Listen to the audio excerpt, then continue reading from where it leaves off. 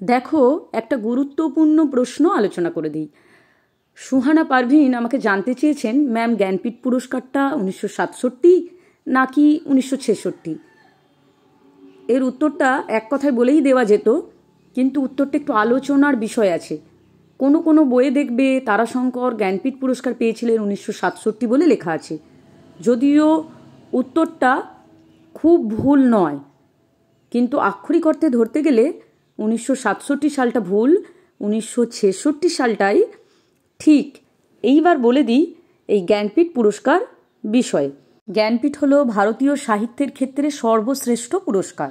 1961 সালে এই পুরস্কারটা দেওয়া শুরু হয়, কিন্তু 61-তে দেওয়া শুরু হলেও কেউ কিন্তু 61-তে পায়নি।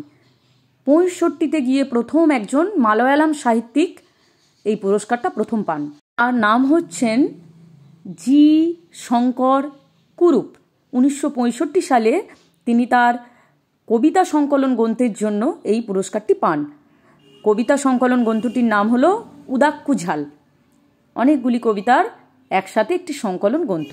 এই পুরস্কারটা দেওয়া শুরু করে দ্য টাইমস অফ ইন্ডিয়া পত্রিকার প্রকাশক শাহু জৈন পরিবার কর্তৃক প্রতিষ্ঠিত অছি পরিষদ। এই জ্ঞানপীঠ পুরস্কারের অর্থমূল্য হলো 7 লক্ষ টাকা। সাথে দেওয়া হয় জ্ঞান, শিল্পকলা ও সঙ্গীতের দেবী সরস্বতীর প্রতিমূর্তি এবং একটি মানপত্র। বাংলা সাহিত্যে প্রথম জ্ঞানপীঠ পুরস্কার পান তারাশঙ্কর বন্দ্যোপাধ্যায়। এই যে জি শঙ্কর কুরুপ, তারপরই পান তারাশঙ্কর বন্দ্যোপাধ্যায়। 1942 সালে তিনি লেখেন গণদেবতা উপন্যাস। সেই উপন্যাসটির জন্য 1966 সালে তিনি কিন্তু জ্ঞানপীঠ পুরস্কার পান। ভারতীয় সাহিত্যের ক্ষেত্রে সর্বশ্রেষ্ঠ পুরস্কার। তাহলেই বুঝতে পারছো তারাশঙ্কর বন্দ্যোপাধ্যায় কত বড় মাপের সাহিত্যিক ছিলেন এবং তার গণদেবতা উপন্যাসটি কতখানি গুরুত্বপূর্ণ। সেই জন্যই তোমাদের পাঠ্য দিয়েছে। এবার আসছি 1966 ও 67, এই দুটো সাল নিয়ে যে কনফিউশনটা তৈরি হয়। 1966 সালে পুরস্কারটা তো তাকে ভারত সরকার দিয়েছিলেন।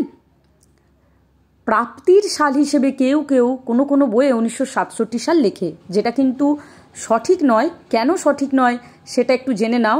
1967 সালে কিন্তু অন্য দুজন ভারতীয় সাহিত্যিক জ্ঞানপীঠ পুরস্কার পেয়েছিলেন। আর আমরা যদি বলি তারাশঙ্কর 1967 সালে জ্ঞানপীঠ পেয়েছিল, তাহলে কিন্তু তাদের ক্ষেত্রেও ভুল তথ্য দেওয়া হচ্ছে। 1967 সালে দুজন ব্যক্তি একসাথে জ্ঞানপীঠ পুরস্কার পেয়েছিলেন। একজন হলেন উমাশঙ্কর যোশী, যিনি গুজরাটি ভাষার সাহিত্যিক, আর অন্যজন হলেন কুপ্পালি বেঙ্কটাপ্পা, যিনি কন্নড় ভাষার সাহিত্যিক। 1967 সালে কিন্তু তাহলে এই দুজন ভারতীয় সাহিত্যিক জ্ঞানপীঠ পেয়েছিলেন, তারাশঙ্কর নয়। তারাশঙ্কর পেয়েছিলেন 1966 সালে। ক্লিয়ার?